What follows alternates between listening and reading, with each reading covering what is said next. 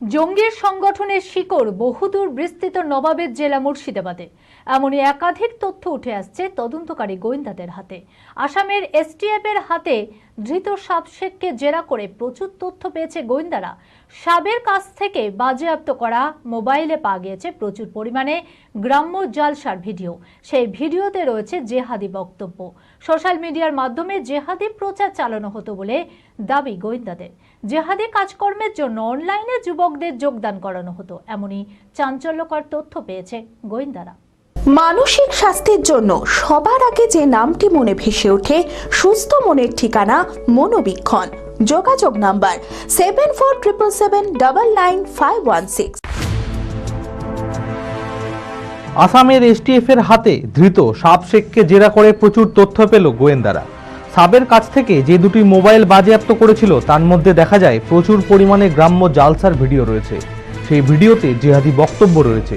শুধু তাই নয়, শুক্রবার আসাম এসটিএফ এর হাতে গ্রেপ্তার হয় হোসেনুর রহমান।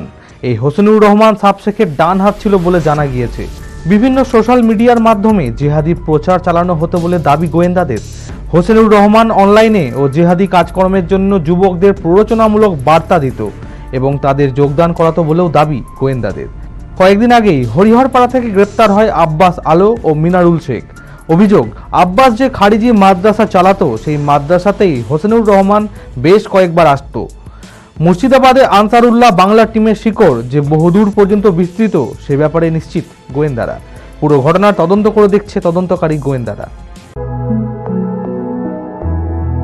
গত 2 বছরের সাফল্যের পর তৃতীয় বছরে পথ চলা জেড একাডেমির 2025-26 শিক্ষাবর্ষে ভর্তি চলিতেছে।